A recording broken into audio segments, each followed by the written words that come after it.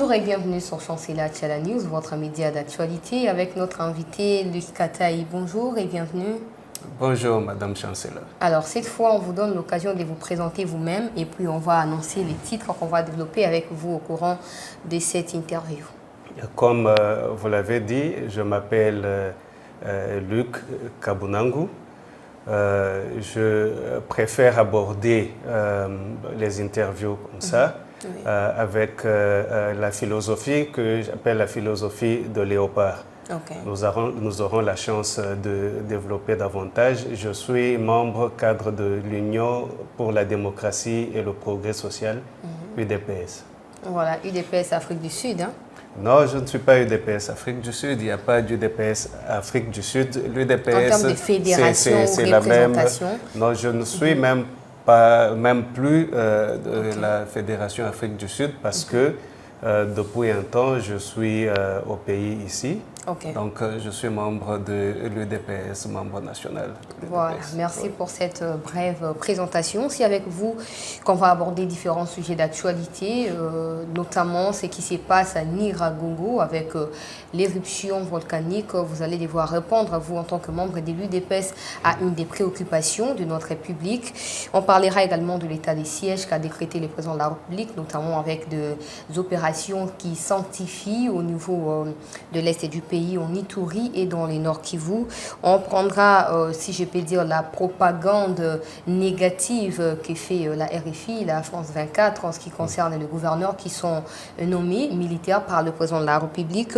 On prendra également, en passant les projets Bukanga Lunzo, question de voir en quoi il faut s'atteler, sur quoi il faut s'atteler, surtout les présidents de la République. Il y a pas mal de projets qui sont dans les couloirs. Comment il faudrait organiser ces projets pour ne pas aboutir notamment à des détournements, comme c'est le cas avec Matata Ponyo Mapan. Et puis on va achever avec différents autres sujets d'actualité qu'on a réservés ici pour vous, madame, monsieur.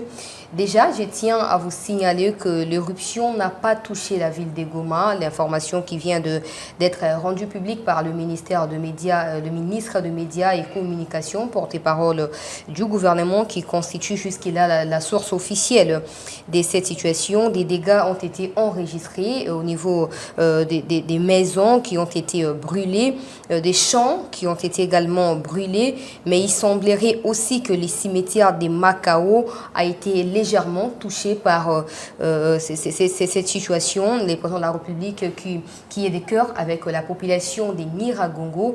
Et on va aussi en aborder ici, monsieur Luc Kataï. La question, je crois bien, la préoccupation de notre public serait de savoir est-ce qu'il existe un plan d'urgence en ce qui concerne des catastrophes naturelles comme ça, ou directement vous pouvez débloquer des moyens financiers pour venir en aide à ces populations. Pour revenir à la question, je reviens d'abord sur l'approche que j'aimerais prendre. J'ai parlé tout à l'heure de la philosophie Léopard. J'aimerais, pour le bénéfice de nos téléspectateurs, reprendre que la philosophie Léopard vise à promouvoir l'excellence en RDC, particulièrement de nous les Congolais. Elle est basée principalement sur la méritocratie, des valeurs d'état de droit et les normes internationales de bonne gouvernance. Nous voulons régulièrement revenir là-dessus pour essayer de motiver nos compatriotes congolais, parce que la République démocratique du Congo connaît à ce jour beaucoup de défis. Et nous pensons que si nous n'embarquons pas sur le chemin de la méritocratie, de l'excellence et la mobilisation de tous les Congolais, de la même façon que nous nous mobilisons quand il y a une représentation de toute la République par une discipline quelconque contre d'autres nations, je pense que nous aurons des difficultés à relever les défis qui sont les nôtres. Donc nous reviendrons de temps en temps et nous parlerons des piliers de cette philosophie de Léopard qui est axée au niveau du pays juste sur la bonne gouvernance. Vous avez déjà eu l'occasion, avant de vous donner l'opportunité de répondre à la question, vous avez toujours dans les cadres de Léopard, vous avez déjà eu l'occasion, par exemple, de rassembler les jeunes, d'expliciter vraiment de quoi il est question et pourquoi pas élaborer un projet, peut-être vous allez déposer à la présidence ou au gouvernement national, comme ça les Congolais, je crois bien dans son entièreté, sera en mesure de comprendre de quoi il est question. Oui, nous y travaillons déjà. Nous avons fait quelques publications et nous communiquons déjà. Okay. Mais nous sommes dans le processus de finaliser tout un programme et qui sera aussi retransmis dans les médias, dans l'audiovisuel aussi, pour être en mesure finalement de communiquer à toute la population congolaise sur le plan national, donc dans le pays et à l'extérieur du pays, que l'on commence à changer un peu de paradigme des Congolais, surtout en ce qui concerne la politique et la gestion de la chose publique, et nous orienter de plus en plus vers la méritocratie et vers l'excellence, le respect des lois, la mobilisation des efforts des Congolais pour des objectifs précis, et agir en commençant toujours avec la finalité du résultat positif que nous voulons. Parce que quand vous parlez Léopard, que ce soit une discipline quelconque, quand nous rassemblons déjà nos équipes, nous voyons la finalité qui est le résultat positif pour lequel toute la nation se mobilise. Donc nous y arrivons, nous allons communiquer de plus en plus, nous allons produire des documents aussi que nous mettrons à la disposition de tous les Congolais pour essayer finalement d'amener un peu ce changement de paradigme et que nous commençons à nous mobiliser en tant que Congolais, à voir l'intérêt national globalement et finalement conjuguer les efforts pour l'amélioration de notre bien-être, se basant sur l'excellence et la méritocratie à tous les niveaux de la vie nationale. Voilà, existe-t-il un plan d'urgence pour résoudre ces genres de situations qui prévaut actuellement dans les Nyiragongo? Les plans d'urgence ont toujours existé au niveau national, au niveau provincial aussi. Je pense que c'est une question de temps que cela puisse nous être communiqué au niveau provincial déjà par le nouveau gouverneur qui est là, et au niveau national, je pense que le gouvernement va le communiquer et incessamment. Comme vous savez, nous attendons le retour du président de la République, chef de l'État aussi dans le pays. Et je pense que dès qu'il arrive, il va rassembler toute l'équipe gouvernementale qui va s'atteler sur cette question. Mais je pense qu'il y a déjà en préparation des plans d'intervention dans la province afin d'assoupir un peu les difficultés que peuvent être en train de rencontrer notre population. Voilà, le ministre de la Communication, hier, il a annoncé qu'il y avait une réunion d'urgence entre les membres du gouvernement et il y a un plan d'évacuation du peuple des Nyiragongo vers un autre territoire, les temps que la situation s'apaise. Mais ce qui est déplorable, qu'on aimerait bien aborder avec vous, Kasereka Mainda, c'est l'instant, qui est le directeur scientifique d'Observatoire volcanologique de Goma, OVG en sigle, a expliqué que s'il n'y a pas eu d'alerte bien avant l'arrivée de la situation, c'est parce qu'il n'avait pas de connexion Internet. Bon, écoutez, voilà pourquoi j'ai tenu bien avant le commencement de cette émission de parler un peu de la philosophie Léopard, où nous devons arriver à changer le mental de toute la population congolaise. Nous devons changer le paradigme de nos dirigeants, de nos leaders, pour que les gens réalisent que tous les défis que rencontre la République démocratique du Congo aujourd'hui sera basé vraiment sur l'excellence et que tout le monde doit se donner de la même façon que tous les Congolais, où qu'ils soient, quand ils entendent que nous avons une discipline quelconque, sélectionner des Congolais, nos léopards, pour nous représenter, tout le monde s'attend à la discipline et aux résultats positifs. Tout le monde veut voir l'engagement de nos léopards à nous produire des résultats. Je ne sais pas pourquoi est-ce que cela n'est pas exigé de nos dirigeants, cela n'est pas exigé de la plupart de nos agents publics, et je ne sais pas pourquoi les mêmes agents, les mêmes dirigeants qui exigeront une performance de qualité à nos léopards, quand ils ont la responsabilité, ils n'ont pas cette conscience de faire autant que nous exigeons aux léopards. Les léopards, ça c'est leur devoir. Ils sont professionnels, c'est leur profession. On leur exige une performance excellente. Nous devons exiger cela à tous nos dirigeants, nous devons exiger cela à tous nos agents de la fonction publique. Qui doit Pourquoi exiger pas naturellement même le monde privé. Nous, les Congolais, chacun individuellement doit avoir déjà cette philosophie et commencer à demander la redevabilité. Je vous ai dit tout à l'heure que cette philosophie de Léopard, elle est axée sur la bonne gouvernance. La redevabilité est un des principes de bonne gouvernance. Et les gouvernés doivent savoir qu'ils ont le droit à demander des acomptes de la part des responsables et des dirigeants. Mais dans quel pays, M. Likikataï, dans quel pays où les gouverneurs vont devoir demander alors que ceux-là qui placent les gouvernants, par exemple, je suis président de la République, je nomme tel militaire gouverneur, c'est à moi d'avoir d'abord les contrôles avant que la population n'y réagisse de ces actions, c'est-à-dire que j'ai les yeux braqués sur ce qu'il est en train de faire, question de faire les suivis d'une façon permanente. Si ça ne fait pas au niveau où il y a la République, il y a les dirigeants, etc., c'est à la population de revendiquer envers qui et pour avoir quoi comme résultat à la fin. Vous avez ciblé le président de la République particulièrement, oui, dans votre exemple. Et si je vous disais, si le président de la République n'assume pas cette responsabilité-là, qu'est-ce qui se passe? J'ai commencé avec la population. La population, elle doit être aux aguets. La population doit être éveillée. Le président de la République est un mandataire de la population. C'est le peuple qui l'élit pour une mission spécifique. Au-delà de la population, bien évidemment, maintenant, il y a des dirigeants. Nous devons prendre conscience en tant que dirigeants, là où nous nous retrouvons, dans nos responsabilités, que nous sommes redevables.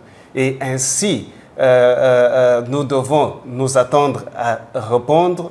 Et nous devons répondre aussi selon la structure. C'est dans la structure que figure le président de la République où il a un devoir de supervision. Ça, c'est à tous les niveaux, pas seulement au niveau du président de la République, mais jusqu'aux plus bas échelons.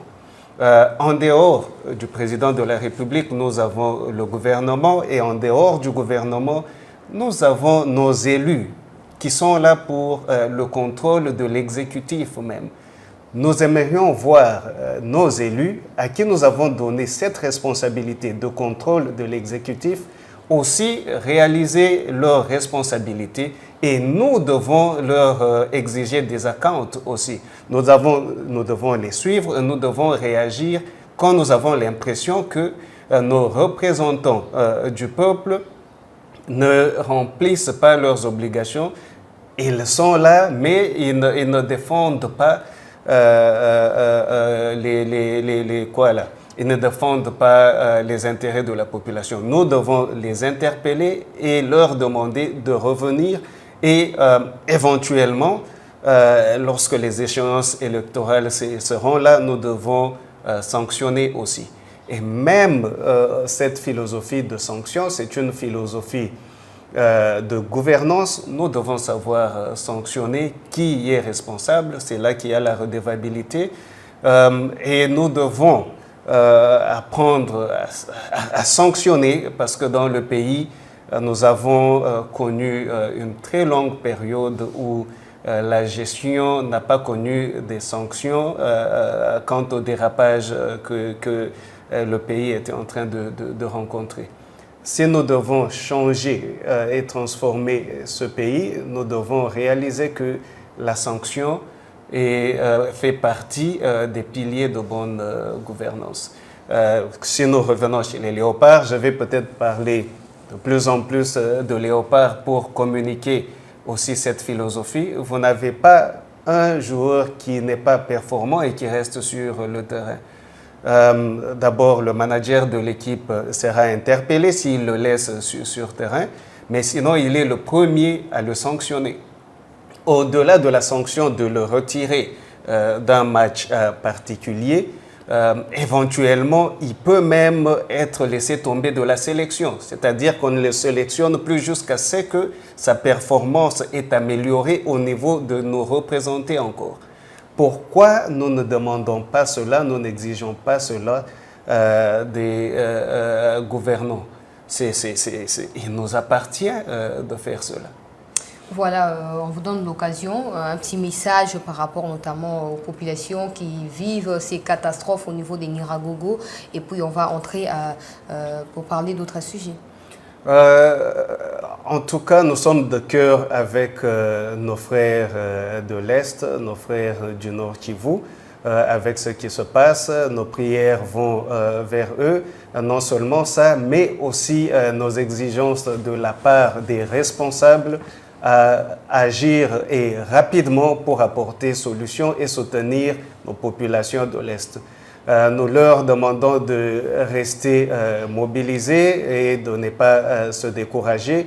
Le gouvernement actuel, sous le Premier ministre Samalou Kondé, prend ses responsabilités et travaille pour le bien-être de la population. L'Union sacrée a été créée vraiment pour se concentrer sur le bien-être de la population. Et vous verrez déjà dans très peu de temps, pendant que je parle déjà, probablement qu'il y a déjà en cours des réactions pour venir en aide à cette population. Nous sommes ensemble, vous ne serez pas abandonnés et vous serez assistés. Voilà, même si on a l'impression que depuis que le gouvernement est investi, il n'y a que la situation de l'Est qui importe aux yeux de tous les membres du gouvernement. Le ministre de l'Agriculture est devenu celui de l'insécurité à l'Est, celui. Donc, on ne sait même plus ce qu'ils sont en train de faire réellement, parce que, à part le Premier ministre, à part le ministre de l'Industrie, les deux, à devoir déclarer leur patrimoine devant la Cour constitutionnelle, on a l'impression que tout tarde à se constituer ou à s'élaborer, alors que c'est un gouvernement d'urgence, c'est un gouvernement qui doit répondre aux problèmes de la population et à la hâte. C'est pas un gouvernement d'urgence, c'est un gouvernement normal. Okay. Et c'est un gouvernement des warriors, c'est-à-dire que nous avons pris des combattants qui sont bien évidemment armés du programme du gouvernement qui a été défendu et adopté à l'Assemblée nationale pour sanctionner l'investiture de ce gouvernement. Je pense que il y a des priorités et peut-être selon les priorités, vous voyez la sécurité, la situation de l'Est du pays, elle prend de l'ampleur et on a l'impression qu'il n'y a que l'Est qui est en train de recevoir l'attention de toute la République et du gouvernement.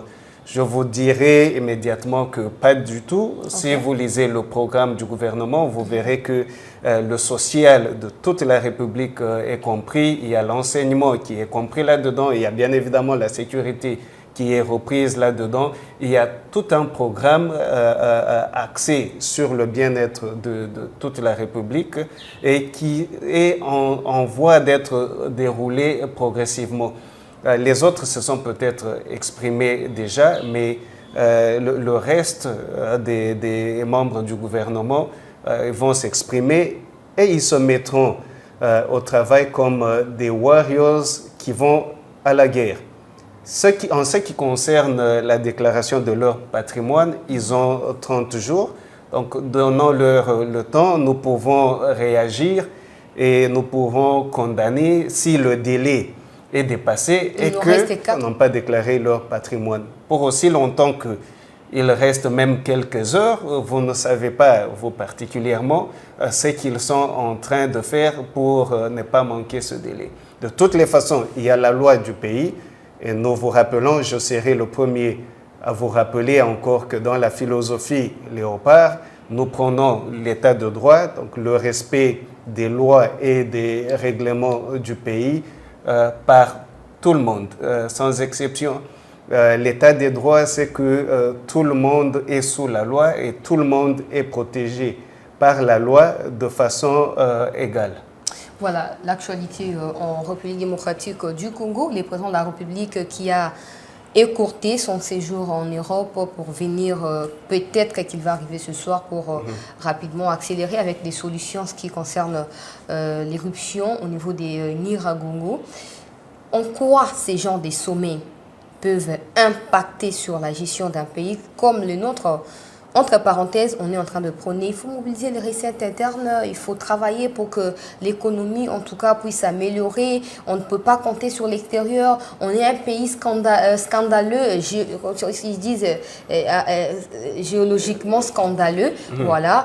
Donc, c'est à nous d'ailleurs de prêter des histoires à l'Europe ou à l'Occident. Mais quand vous acceptez de se faire financer par les Européens, n'est pas une façon de se mettre sous l'emprise de ces mêmes personnes?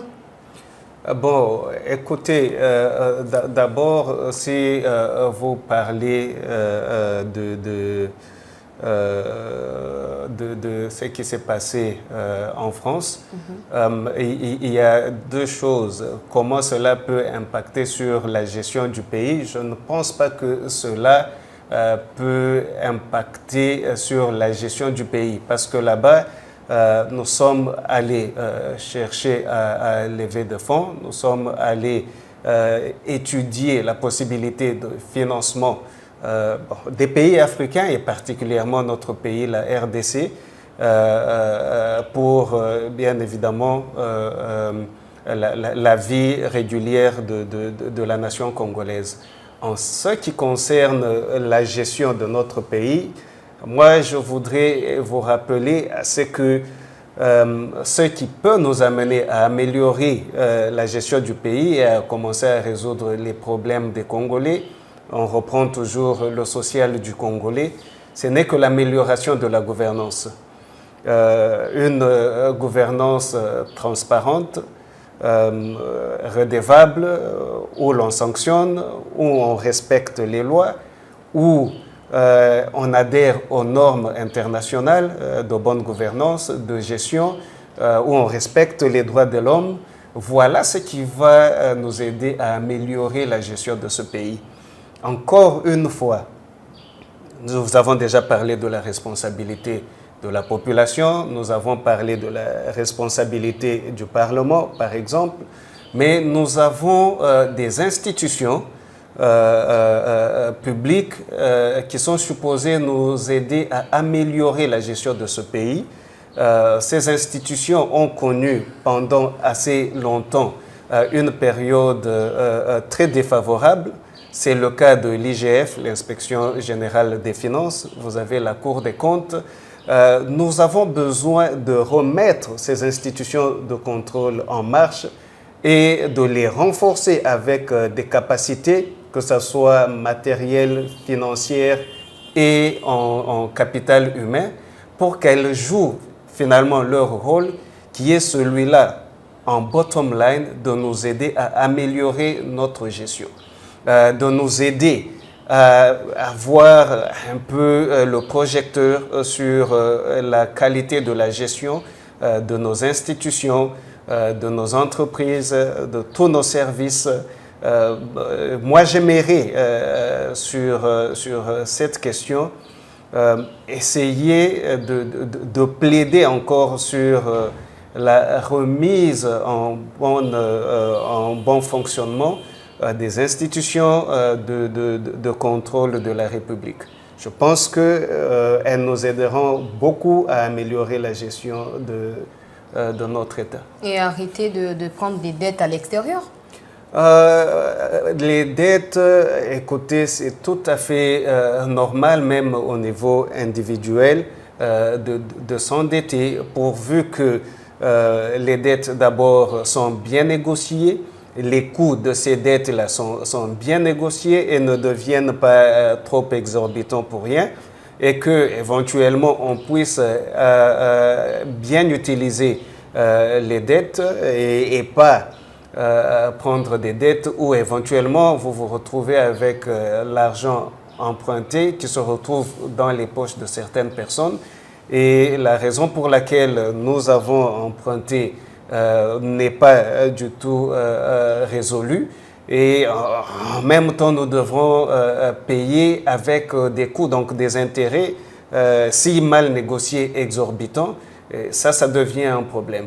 Mais je pense que en faisant la part des choses, les dettes ont leur place dans la vie d'une société. Mais d'autre part, quand vous parlez des ressources que nous possédons déjà, il est important, bien évidemment, d'arriver à valoriser ces ressources, d'arriver à travailler, à produire et à créer la richesse locale pour arriver à une situation où nous ne sommes pas forcés d'aller nous endetter à l'extérieur, mais nous produisons la richesse à l'intérieur. Nous l'avons dit déjà avec l'avènement de l'Union sacrée de la nation et éventuellement avec le gouvernement des Warriors que c'était le moment où quasi Yanzé. Je pense que tous les Congolais, là où nous sommes, avec notre philosophie Léopard, encore une fois, nous devons tous nous mobiliser pour retrousser nos manches et nous mettre au travail pour améliorer nos conditions, pour créer la richesse locale, la richesse congolaise. Nous n'avons pas tous à tourner les regards que vers le président de la République. Nous n'avons pas tous à tourner nos regards que vers le gouvernement, mais nous devons commencer nos entreprises, même en privé, et travailler assidûment de façon à créer notre richesse locale. Voilà, revenons au propos de Paul Kagame, toujours à l'occasion de ces sommets, il a accordé une interview à la RFI. Selon lui, il n'y a pas de massacre, il n'y a pas eu de massacre à l'est du pays. Le rapport Mapping, c'est un projet qui a été élaboré pour incriminer les innocents. Denis Mukwege est instrumentalisé après avoir reçu ses prix Nobel de la paix. Là, il est manipulé par les gens qui les lui ont remis. Alors, pour vous, déjà, comment vous jugez ces genres de propos pour un chef d'État? Bon, Paul Kagame est chef d'État de la République du Rwanda. Il essaye de jouer son rôle. Notez bien, je dis, il essaye de jouer son rôle en tant que chef d'État du Rwanda. Il peut bien le jouer, il peut mal le jouer aussi. Dans ce cas précis, moi je pense que il a perdu un peu de pédale en cherchant à être trop partisan. Je pense qu'il est descendu un peu plus bas. Il a été, ce que je dis, inutilement partisan. On ne peut pas renier les pertes en vies humaines que nous avons connues en République démocratique du Congo. Et il y a eu un grand nombre de pertes en vies humaines. Au niveau même d'appeler ça génocide. On parle de l'Holocauste, mais moi je me rappelle quand nous étions encore en Afrique du Sud, nous parlions de Congo-Coste, qui semble être oublié par la communauté internationale, où quand on y prête attention, ce n'est pas au même niveau qu'on a prêté attention à d'autres génocides. Et je pense que le Congo a été victime de cette attitude de la communauté internationale, non seulement avec le président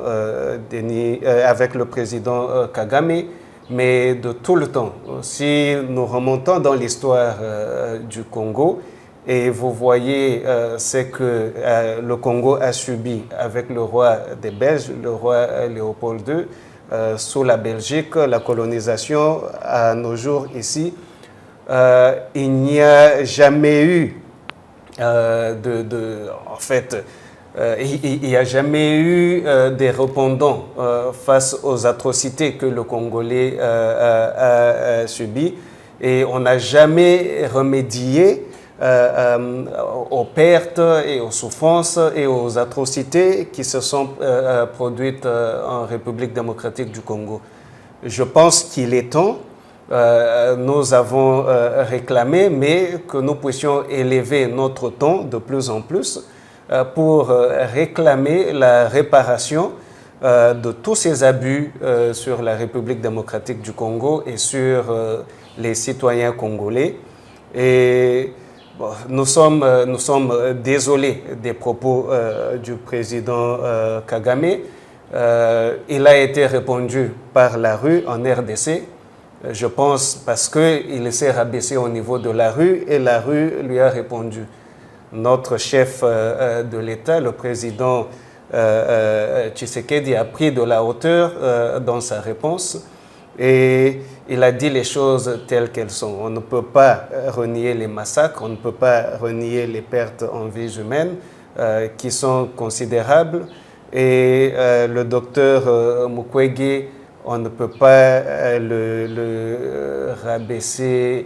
Remettre surtout en cause ces grands prix. Au niveau d'un simple individu qui est manipulé de quelque part. Moi, je pense que c'est un homme assez intègre, c'est un homme qui a prouvé son intégrité sur terrain, c'est un homme qui s'est beaucoup sacrifié, il a beaucoup vu. Au-delà des différents rapports qui ont été publiés, qu'il a peut-être lu aussi, mais il a expérimenté lui-même la souffrance sur place au Kivu, là-bas, la souffrance de la population, et on ne peut pas le ramener juste à un individu qui est manipulé.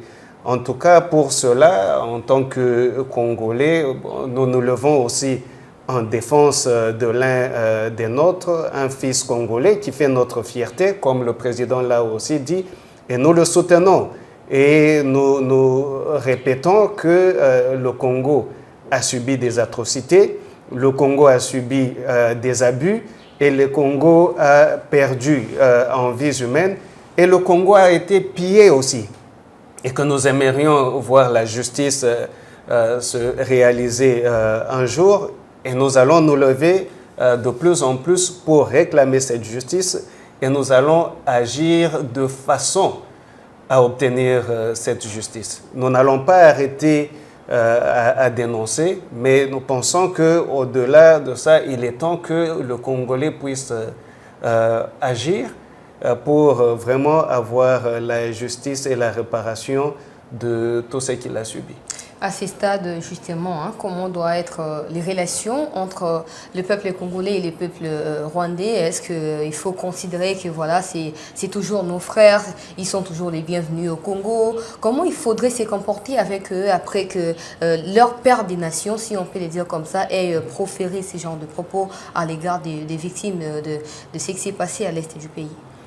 Écoutez, la fraternité n'est pas toujours brisée parce qu'il y a conflit. Le conflit peut arriver entre des frères. La capacité de l'être humain et ce qui peut nous distinguer, c'est la façon par laquelle nous résolvons les conflits. Nous avons toujours vécu avec les Rwandais, nos frères rwandais. Nous vivrons toujours avec eux. Nous prenons des relations de bon voisinage et je pense que déjà le chef d'État qui nous représente de la même façon que leur père de la nation les représente est en train d'agir. Il a dit déjà à toute la nation qu'il a des voies et des moyens qu'il utilise lui-même et qu'il sait très très bien utiliser pour arriver à résoudre cette question. De prime abord, ce qui est très important pour nous, c'est d'arriver à sécuriser l'est de notre nation et à assurer l'intégrité de notre territoire. Nous nous y mettons déjà. Vous voyez, pour la toute première fois, l'état de siège a été déclaré sur les deux provinces de l'Est. On y est, on y travaille. Au-delà de ça, le pays travaille avec notre pays, la RDC, travaille avec les États voisins Moi, je n'aimerais pas prendre la voie de l'antagonisme. J'aimerais aussi privilégier les bonnes relations avec nos voisins, une bonne collaboration, une bonne coopération et résoudre des problèmes qui, de fois, sont des problèmes qui touchent au même moment nos deux populations et de la même façon. Donc, il y a des moments où certains des problèmes qui affectent nos populations, que ce soit à l'est ou au sud, au Katanga avec la Zambie de l'autre côté, ou au nord avec la République centrafricaine, le Soudan, vous savez, il y a toujours des moments où il y a des conflits qui arrivent de part et d'autre de la frontière. Même si pour les Rwandais, on a l'impression qu'il s'y assez quand même. Bon, écoutez, quand il y a déjà des conflits de violence et qui portent atteinte à la vie humaine, c'est déjà assez. La toute première fois, c'est déjà assez. Mais ce qui est important, c'est la façon pour nous, Congolais, de résoudre ce problème et de le résoudre d'une façon définitive. Dans le passé, avec le président Mobutu, il y avait toujours ce genre de tension, mais le Zaïre, la RDC Zaïre autrefois, a su gérer, stabiliser la région et la pacifier, et nous avons bien vécu avec tous nos voisins. Il nous appartient à nous d'améliorer sur, moi je le dirais, la mauvaise gestion que nous avons eue avant le régime Tshisekedi, pour éventuellement mettre fin à tout ce qui se passe à l'est du pays, le pillage de nos ressources, de nos minéraux, qui motive en beaucoup ce qui se passe à l'est, améliorer notre gestion de notre État, qui aussi est quelque part responsable, parce que si vous ne savez pas vous gérer, vous aurez ce genre de problème qui vous arrive. Donc, il y a la responsabilité qui nous incombe à nous, les Congolais. Il y a aussi la responsabilité qui incombe à nos voisins, qui, je dirais, devraient par contre améliorer la coopération entre nous et avoir avoir peut-être des accords économiques qui soient bénéfiques à tous nos États, plutôt que de traverser nos frontières pour piller nos ressources. Voilà, avant de terminer avec ces sujets et puis parler de l'état de siège, le président Kagame a également parlé de probables opérations conjointes entre l'armée rwandaise et celle de la République démocratique du Congo. Ce n'est pas seulement ça, mais beaucoup d'observateurs dans l'arène politique de notre pays pensent que la réponse du président de la République n'a pas été à la hauteur par rapport aux propos proférés par Kagame, mais aussi les autres pensent que c'est la gentillesse du président de la République à l'égard de pays voisins qui profitent malheureusement à ces genres de propos, et surtout que ça rend victime le peuple congolais de tout ce qui s'est passé. Comment vous réagissez? Madame Chancelière, je voulais aussi dire tout à l'heure, la réaction du président de la République n'a pas été à la hauteur de Paul Kagame. Oui, je l'ai dit aussi tout à l'heure. Paul Kagame est descendu au niveau de la rue congolaise a répondu à Paul Kagame. Le président n'est pas descendu dans les caniveaux, il a pris de la hauteur sur le président Kagame et il a répondu en tant que chef d'État responsable, un homme d'État, et je pense qu'il a pris de la hauteur. Il a pris de la hauteur par rapport au président Kagame. Vous savez, quand vous avez un enfant qui se bagarre avec ses copains et que les grands frères de ses copains ou le parent de ses copains venaient à intervenir et aussi frapper sur le petit qui court vite chez son papa, ce qu'il aimerait voir, c'est peut-être toute sa famille sortir et aussi donner des coups de poing aux autres. On ne saura pas comment gérer. Mais la hauteur que le président Tshisekedi a pris ici, c'est celle de garantir une relation pacifique entre les États et en allant dans la direction d'une paix durable où derrière, moi j'ai lu, derrière ses pensées, qu'il a réalisé que nous avons à vivre ensemble et nous ne serons jamais séparés. Le Rwanda sera toujours voisin à la RDC, soit nous allons nous faire la guerre chaque fois et ça ira en cycle, ou soit nous allons prendre de la hauteur, nous allons nous assagir et essayer de pacifier notre région et de vivre en paix dans des relations de bon voisinage. Voilà, pour parler état de siège, cette fois, vous êtes en tenue, si je peux dire, la couleur des léopards et non seulement des FARDC. Non seulement ça, vous nous avez amené les drapeaux qui est simplement derrière nous. Vous pouvez nous dire le message que vous voulez faire passer et puis on va entrer en détail. En tout cas, là, nous voulons soutenir nos forces armées qui sont au front aujourd'hui. Nous savons que ce n'est pas facile la mission qui vous est attribuée. Cette instabilité à l'est de notre pays a duré trop longtemps. Vous avez une très grande responsabilité cette fois de mettre fin à toutes ces atrocités et à sécuriser notre pays, à sécuriser les ressources de notre pays. Et nous savons que ça vous coûte individuellement, personnellement et toutes vos familles, mais nous sommes derrière vous. Comme tous les léopards qui vont au front, nous sommes aussi derrière les léopards FARDC et nous n'avons pas de doute que vous allez nous apporter la victoire. Nous disons toujours à l'UDPS, nous tenons bon, la victoire est certaine, la victoire est nôtre. Nous disons, les FARDC vaincront. Nous sommes derrière vous, nous vous soutenons, nous ferons tout ce qu'il faut pour vous venir en aide.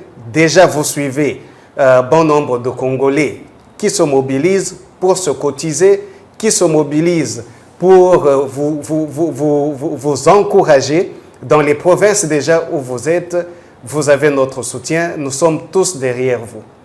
Que le travail continue et que l'intégrité de notre territoire soit finalement assurée et une fois pour toutes. Voilà, merci pour ces messages aussi persuasifs à nos FARDC qui sont au front. Vous avez parlé de la mobilisation nationale pour venir en aide, notamment à ces FARDC. Est-ce qu'au préalable, je ne sais pas, au préalable, il y avait des moyens qui ont été déjà définis avant de décréter? Parce que si je me confie au troisième conseil de ministres, où les porte-paroles du gouvernement faisaient les comptes rendus de la réunion de ministres, il a dit qu'il y aurait plutôt des commissions qui seront mises sur pied pour travailler d'arrache-pied afin de mobiliser les fonds pour venir en aide aux FARDC. Comment vous voulez que les ventres qui sont affamés soient au front et après la nourriture va suivre? Mais qui vous a dit que les ventres qui sont au front sont affamés et que la nourriture va suivre?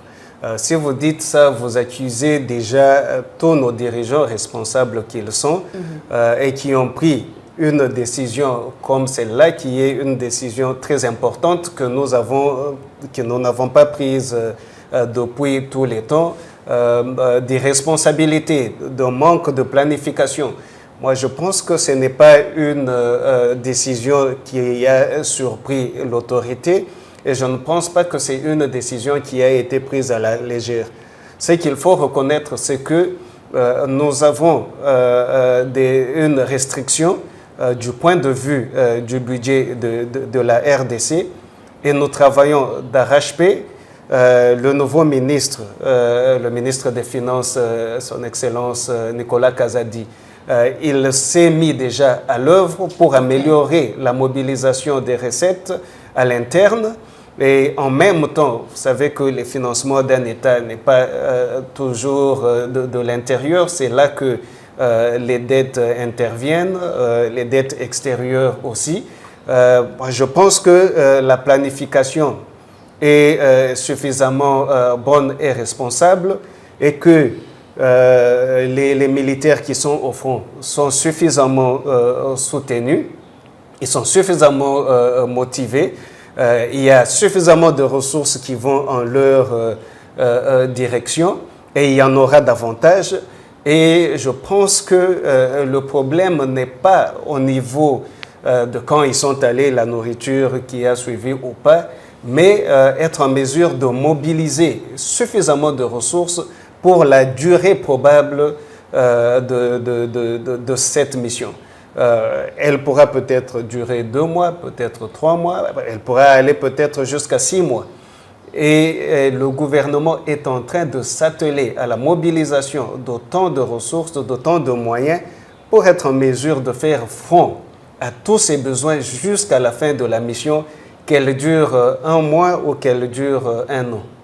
Voilà, les gouverneurs ont été nommés par le président de la République pour les provinces qui sont touchées par cette décision de l'état de siège au niveau du Nord Kivu et de l'Ituri. Mais RFI France 24 qui s'émettent, je dirais, dans une campagne de démobilisation, ils informent au public ou aux yeux du monde que eux, ils ont des preuves que des gouverneurs qui sont nommés sont des rebelles, des anciens chefs de guerre. Est-ce que ces genres de propagande ou des campagnes sur la toile ne peuvent pas démotiver les militaires sur terrain, encore moins affaiblir les processus du rétablissement de la paix dans ces provinces qui sont touchées? Mais où étaient tous ces gens pendant que nos vaillants généraux qui ont reçu cette mission si importante et si noble étaient au service de l'armée? Ce ne sont pas des gens qu'on a pris aujourd'hui de la rébellion et on les a mis en uniforme FARDC et envoyés au front. Ce sont des gens qui ont été au service de la nation pendant autant d'années. Il y a eu dans l'histoire du pays ce qui est arrivé à un moment donné. Et je pense que dans l'évolution de l'État congolais et des FARDC, nous avons eu éventuellement le brassage de toutes les forces qui étaient armées et impliquées dans des luttes. Il faut savoir quelque part que celui que vous appelez rebelle, quelque part il est libérateur d'autres personnes. Cela a commencé avec l'AFDL. Je n'ai pas entendu la dénonciation du président Kabila chaque année jusqu'à la fin de son mandat que c'était un rebelle qui ne devait pas être là. Et là, le cours de l'histoire a fait que son parcours, il est commencé là où il a commencé. Il s'est retrouvé à la tête de la République. Il a œuvré de la façon dont il le pouvait pour la République et pour l'intérêt de la République. Il n'y avait pas que lui, il y avait autant de gens qui ont porté l'uniforme dans leur entendement pour libérer le pays de ce que eux trouvaient à ce moment-là, qui étaient des injustices, qui étaient de confiscation de pouvoir et tout ce que vous pouvez. Mais les Congolais se sont retrouvés ensemble éventuellement, ils se sont mis autour d'une table, ils se sont parlé, ils ont décidé finalement à réunifier le pays, ils ont décidé de reconstituer les forces armées de la République démocratique du Congo. Ils ont retenu les modalités de cette réunification. Cela s'est fait, l'État s'est mis en marche. Aujourd'hui, nous avons les enfants de ce pays, les dignes fils de ce pays qui sont au service de la nation. Nous n'allons pas nous tourner vers des étrangers qui ont des agendas inavoués pour chercher à venir nous perturber pendant que nous sommes pendant une période aussi importante et aussi critique de notre République. Moi, je pense que c'est inacceptable et je pense que les Congolais devraient rester mobilisés derrière nos forces armées, les FARDC.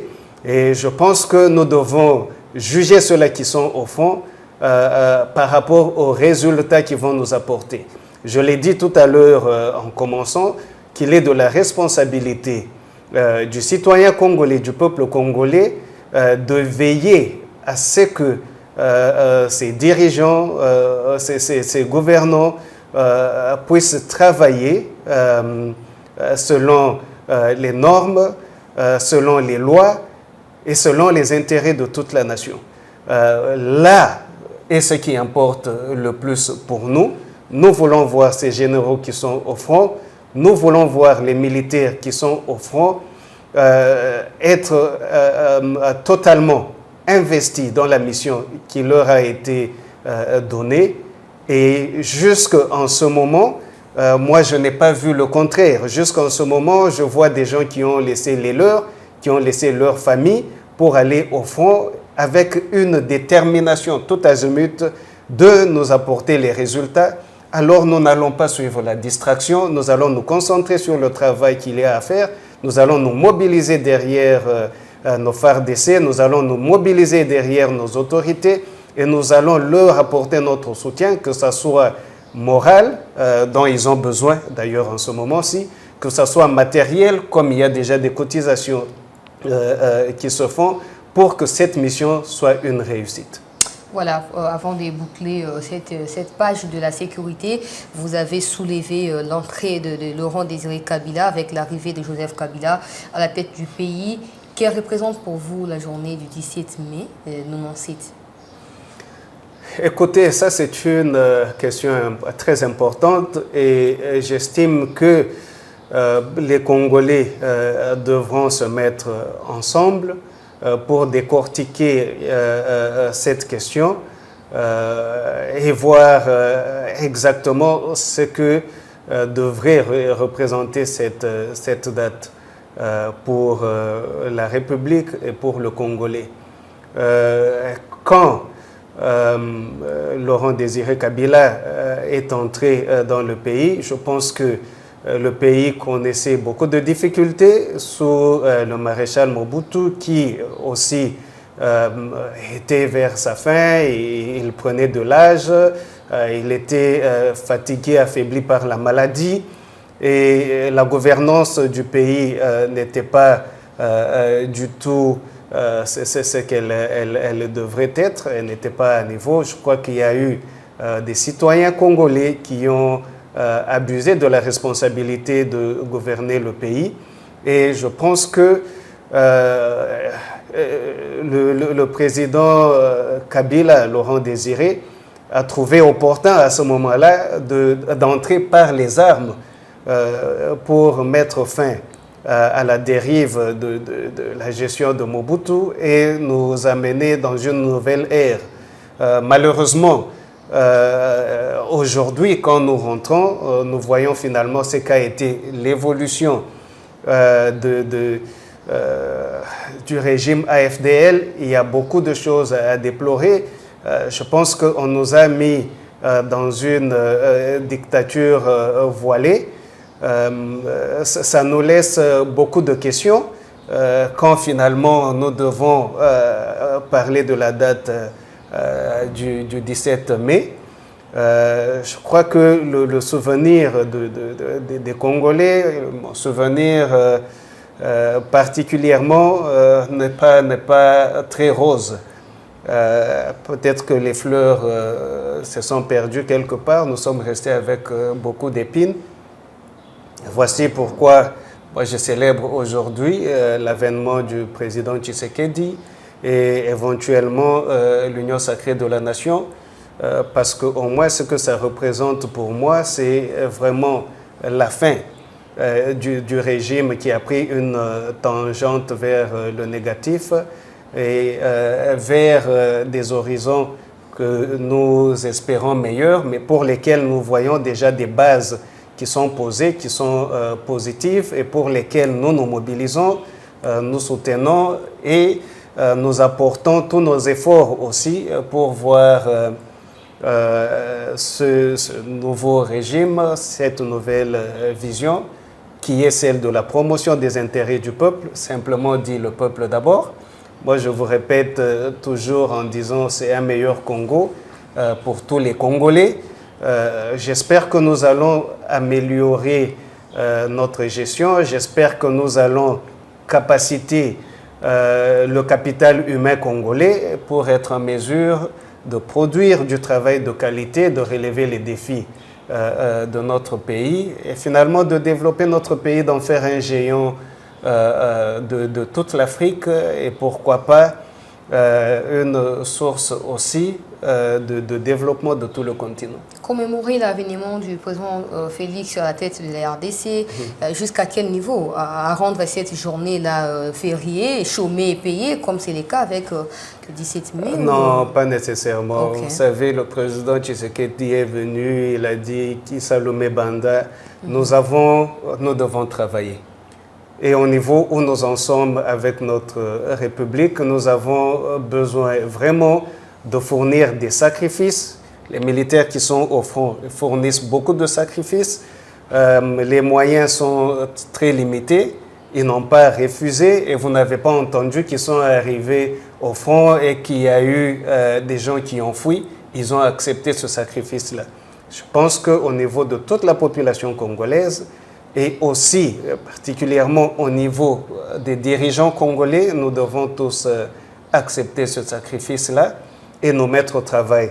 Nous n'avons pas dit que quand nous devons célébrer et nous souvenir quand même d'un bon événement, qu'il faut rester à la maison sans travailler. Bon, faisons quoi en buvant et en mangeant? Je pense que même au niveau du travail, nous pouvons prendre ce jour-là pour un jour où nous voulons montrer les résultats de notre travail, de notre investissement dans le travail, pour nous prouver nous-mêmes qu'en fait nous sommes sur la bonne voie. Nous sommes sur la bonne voie. Chutons cette interview avec les dossiers Bukanga Lunzo, Matata Ponyo qui porte plainte pour imputation dommageable contre Jules Alingueté, l'inspecteur général des finances. Vous parlez souvent de la gouvernance dans vos interviews, dans vos émissions ou dans vos points de vue. Dossier Bukanga Lunzo. Je vous rappelle que Matata Ponyo est également parmi les gens qui prennent la bonne gouvernance et il anime autant de conférences au niveau congolais qu'africain pour en parler. Mais là, selon l'IGF, il serait accablé dans l'affaire de présumé détournement de plus de 200 millions qui ont été déboursés pour ces projets Bukanga Lunzo. Le président de la République est arrivé au pouvoir. Le peuple d'abord, les social du peuple congolais, état des droits, etc. Au regard des faits qui sont reprochés à Matata Ponyo ou à la coordination de ces projets Bukanga Lunzo, en parallèle, qu'est-ce que le président de la République, qu'est-ce que le gouvernement national est censé faire pour maintenir la bonne gouvernance, même dans des projets qui sont censés promouvoir les sociales du peuple congolais? Bon, deux choses. La part du gouvernement, c'est qu'il est censé faire, et l'autre, c'est la gouvernance avec Matata Ponyo, surtout que c'est un adepte apparemment de la bonne gouvernance aussi. Mais je pense que le sénateur Matata Ponyo, en tant qu'adepte de la bonne gouvernance, et sans ignorer que la bonne gouvernance, parmi ses piliers, c'est la loi, la justice, la transparence, la redevabilité. Je pense que cette histoire de Bukanga Lunzo ne fait que perdurer. J'estime pour ma part qu'il y a une façon simple, efficace et qui pourra être rapide pour laver tout le monde, pour éventuellement établir les responsabilités des uns et des autres et de résoudre le problème. Je crois que de lui-même, surtout si il pense qu'il ne se reproche de rien du tout, je pense qu'il devrait demander quand même à avoir la chance de se défendre devant la justice et de se laver une fois pour toutes. Parce que fuir la justice pendant qu'on est un homme de bonne gouvernance et avec une réputation internationale, on circule les pays, on cherche à apporter des notions de bonne gouvernance, particulièrement sur le continent africain qui souffre en beaucoup de carences de gouvernance et se retrancher de la justice, je crois que ce n'est pas correct. et c'est peut-être intellectuellement aussi quelque chose qui devrait nous interpeller tous. Le sénateur Matata Ponyo est professeur, il fait des conférences sur la gouvernance. Nous voulons la transparence, c'est ça la gouvernance, la bonne gouvernance. Nous voulons la redevabilité, c'est ça la bonne gouvernance. Nous voulons la justice, c'est ça la bonne gouvernance. Nous voulons qu'il sorte, qu'il s'explique au lieu de s'attaquer aux institutions de contrôle qui semblent venir avec leurs résultats, qui peut être incorrect, mais c'est à lui de venir devant la justice et de se laver une fois pour toutes. Moi, je conseillerais au sénateur de demander lui-même, de ne pas attendre, mais que lui-même demande la levée de son immunité pour revenir et essayer de se laver une fois pour toutes. En ce qui concerne le gouvernement de la République, cette responsabilité de gouverner selon les normes internationales et d'assurer une bonne gouvernance, je crois que ce qui a beaucoup manqué, surtout du régime précédent, c'est la sanction. On ne sait pas gouverner, superviser sans sanction. Quand il y a des abus et des abus qui sont vraiment criants, on aimerait voir dans la responsabilité managériale la sanction. J'aimerais voir le changement de paradigme des dirigeants. Si vous parlez des membres du gouvernement ici, le contrôle dans la gestion n'est pas une responsabilité des organes ou des institutions de contrôle. Le contrôle est une responsabilité managériale. Ça veut dire que le ministre, là où il n'a pas besoin d'attendre l'IGF pour assurer le contrôle de sa gestion et gérer les risques de vol ou de mauvaise performance et tout ça là. C'est sa responsabilité. Et un dirigeant qui n'est pas conscient de cette responsabilité managériale de gérer les risques et d'assurer le contrôle de sa gestion, je pense qu'il n'est pas à sa place. Et c'est ainsi que, à la hiérarchie de ceux-là, au Premier ministre, au Président de la République, à ce moment-là, il leur revient à eux de prendre des solutions qui puissent résoudre ce problème, qui peut passer par la formation, qui, à un moment donné, peut arriver à la sanction. Prenez toujours les léopards, prenez les footballeurs, voyez ce qui se passe avec eux. On les remet sur le terrain d'entraînement, on les prépare davantage, on les met sur le terrain, on les observe, on les évalue. Et quand ils ne respectent pas les règles, ils ne respectent pas les normes, ils sont sanctionnés. Ils sont sanctionnés, on les laisse tomber s'ils ne peuvent pas nous représenter, s'ils ne peuvent pas travailler pour nous. Il y a autant de ressources, il y a autant de capital humain congolais éparpillé partout au monde qui peuvent bien assumer autant de responsabilités. Les Warriors que nous avons aujourd'hui, ils sont les léopards des léopards. Il y a tout un nombre de léopards capables de faire le travail. Ils ont été sélectionnés pour la mission cette fois-ci. Je pense qu'ils doivent s'élever et se mettre à la hauteur et travailler de façon à mériter notre estime, notre admiration et nos applaudissements. Voilà, nous sommes arrivés à la fin. Un dernier mot pour clôturer. Le dernier mot pour clôturer, parce que nous avons terminé avec le gouvernement, j'aimerais encourager encore le gouvernement à adopter de façon assez agressive des principes de bonne gouvernance. Je pense que cela va nous aider à résoudre beaucoup de problèmes, à relever beaucoup de défis que rencontre la République démocratique du Congo. Ces piliers-là sont connus. Généralement, c'est la transparence dans la gestion, c'est la redevabilité, c'est le respect des lois, l'égalité des lois, ce sont les droits de l'homme, Ce sont les normes internationales dans les secteurs particuliers. Je pense que nous avons besoin de ça. Nous avons besoin d'un changement de paradigme au niveau des institutions de contrôle, particulièrement le Parlement. Quand la population se plaint, quand la population se sent faible devant les dirigeants qui doivent répondre, je pense que le Parlement doit rentrer dans sa mission traditionnelle, à part celle de légiférer, celle aussi du contrôle de l'exécutif. C'est ça qui va faire en sorte que l'exécutif qui peut, peut-être de façon, par erreur ou par intention, se retrouver dans des mégestions, nous pouvons avoir le Parlement de l'autre côté qui fasse le contrôle. Et il y a des institutions de contrôle qui sont sous le Parlement. Il y a la Cour des comptes.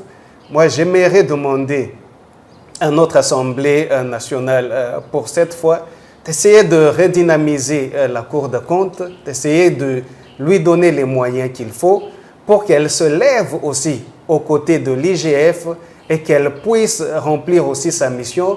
Je suis sûr que le budget honteux que nous avons de 5 milliards de dollars pour toute la République du Congo avec nos 80 millions d'habitants, alors que l'Angola, à côté ici, avec, si je ne m'abuse, plus ou moins 29 millions d'habitants et à 32 milliards de dollars, si je ne m'abuse, moi, j'estime que si nous rentrons avec les institutions de contrôle qui puissent assister le gouvernement, et si nous adoptons notre philosophie léopard, qui prône la méritocratie, qui en fait cherche à promouvoir le capital humain congolais, je pense que nous aurons des résultats et des bons résultats.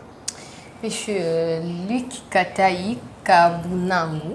Voilà. Voilà, merci d'avoir répondu aux questions des chanceliers Tchala News. Merci à vous tous qui nous avez suivis à travers cette chaîne. Merci à Desi Bakoulou, Bita Tabi, Ieli et Peter Balekilai qui étaient derrière la caméra pour la réalisation. Rendez-vous dans un tout prochain numéro. À très bientôt.